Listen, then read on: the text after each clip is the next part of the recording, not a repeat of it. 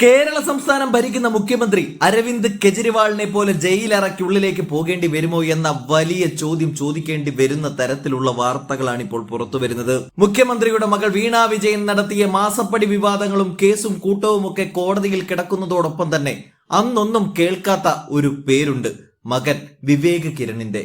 എന്നാൽ 2023 ED cliff ഹൗസിലേക്ക് അയച്ച ഒരു നോട്ടീസോടുകൂടി എല്ലാം തകിടം മറിയുകയാണ് ഉണ്ടായത്. മുഖ്യമന്ത്രിയുടെ മകൻ അനധികൃതമായി സ്വത്ത് സമ്പാദിച്ചു എന്ന് ചൂണ്ടിക്കാണിച്ചുകൊണ്ടായിരുന്നു ഇഡിയുടെ നോട്ടീസ്. ഇതേ സമയത്ത് തന്നെയാണ് ഡൽഹി മുഖ്യമന്ത്രി അരവിന്ദ് കെജ്രിവാളും ജാർഖണ്ഡ് മുഖ്യമന്ത്രി ഹേമന്ത് സോറനെയും ഒക്കെ ഇഡി നോട്ടീസ് അയച്ചതും പിന്നീട് അറസ്റ്റ് ചെയ്ത് തീഹാർ ജയിലിലടച്ചതും.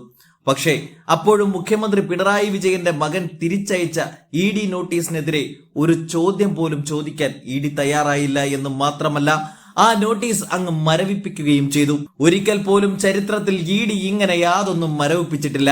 നാഷണൽ ഹെറാൾഡ് കേസിലൊക്കെ തന്നെ രാഹുൽ ഗാന്ധിയെ നിരന്തരം വേട്ടയാടുന്ന ഇഡി എന്തുകൊണ്ട് പിണറായി വിജയനെ വെറുതെ വിട്ടു എന്ന് ചോദിച്ചാൽ അവിടെ എവിടെയോ പിണറായി വിജയൻ എന്ന മുഖ്യമന്ത്രി NDAയുടെ അലിഖിത മുഖ്യമന്ത്രിയായി എന്ന് പറയേണ്ടി വരും.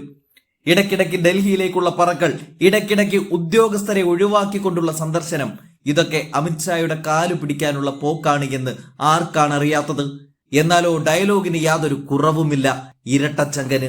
ഈ കൈകൾ ശുദ്ധമാണ്, ഈ മടിയിൽ കനമില്ല, ഇങ്ങനെ നിയമസഭയ്ക്കകത്തും പുറത്തും അടിച്ചുവിടുന്നത് കോരിത്തെരിപ്പിക്കുന്ന വമ്പൻ ഡയലോഗുകളാണ്. എന്നാൽ അതുകൊണ്ടൊന്നും കാര്യമില്ല എന്ന് തെളിയിക്കുന്ന ഒരു വലിയ ബോംബിട്ടിരിക്കുകയാണ് ഇപ്പോൾ സ്വപ്ന സുരേഷ്. സ്വപ്നയുടെ ഫേസ്ബുക്ക് കുറിപ്പ് ഇങ്ങനെയാണ്: ഇപ്പോഴാണോ മലയാള മാധ്യമങ്ങൾ ഇതറിയുന്നത്? ഒരു സാധാരണക്കാരന്റെ മകനാണ് ഇഡി നോട്ടീസ് നെഗ്ലക്ട് ചെയ്തിരുന്നത് എങ്കിൽ അറസ്റ്റ്, ജയിൽ, കോടതി, വിചാരണ, അങ്ങനെ എന്തെല്ലാം കോലാഹലമായനെ. മകനെയും മകളെയും ഇഡി ഒന്ന് നല്ലതുപോലെ ചോദ്യം ചെയ്താൽ മണി പോലെ എല്ലാം പുറത്തു വരും. അത് അച്ഛന് നല്ലതുപോലെ അറിയാം. അതുകൊണ്ടാണ് രണ്ടുപേരെയും വിട്ടുകൊടുക്കാത്തത്. അത് നടപ്പിലാക്കണമെങ്കിൽ അച്ഛന്റെ സിംഹാസനം തെറിക്കണം. ഇത് കേട്ടപ്പോൾ എനിക്കൊരു പഴയ സംഭവം ഓർമ്മ വന്നു. 2018 ഞാനും എന്റെ പഴയ ബോസായ UAE കൗൺസിലർ ജനറലുമായിട്ട് ഒരു ക്യാപ്റ്റനെ കാണാൻ പോയി. ക്യാപ്റ്റന്റെ ഒഫീഷ്യൽ വീട്ടിൽ ആയിരുന്നു കൂടിക്കാഴ്ച. അവിടെ വെച്ച് ക്യാപ്റ്റനായ അച്ഛൻ തന്റെ മകനെ കൗൺസിൽ ജനറലിന് പരിചയപ്പെടുത്തി. മകൻ UAEയിൽ ഒരു ബാങ്കിലാണ് ജോലി ചെയ്യുന്നത് എന്നും അവന് UAEയിൽ ഒരു സ്റ്റാർ ഹോട്ടൽ വിലയ്ക്ക് മേടിക്കാൻ ആഗ്രഹമുണ്ട് എന്നും അതിനുവേണ്ട സഹായം ചെയ്തു കൊടുക്കണമെന്നും കൗൺസിൽ ജനറലിനോട് ആവശ്യപ്പെട്ടു.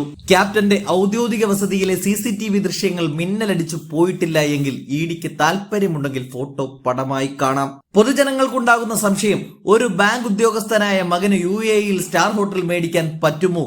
ഉത്തരം, പറ്റും. അച്ഛന്റെ പദവി ദുരുപയോഗം ചെയ്ത് അച്ഛനും അമ്മയും സഹോദരിയും ഉണ്ടാക്കുന്ന കള്ളപ്പടമുണ്ടെങ്കിൽ പറ്റും. വരും ദിവസങ്ങളിൽ കൂടുതൽ സത്യങ്ങൾ പുറത്തു വരും. നമുക്ക് കാത്തിരിക്കാം. സ്വാമിയെ ശരണമയ്യപ്പ. എന്തായാലും സ്വപ്ന സുരേഷ് ഇങ്ങനെയാണ് പറഞ്ഞിരിക്കുന്നത്. സ്വപ്ന സുരേഷ് പറഞ്ഞതുപോലെ കാത്തിരുന്ന് കാണാം.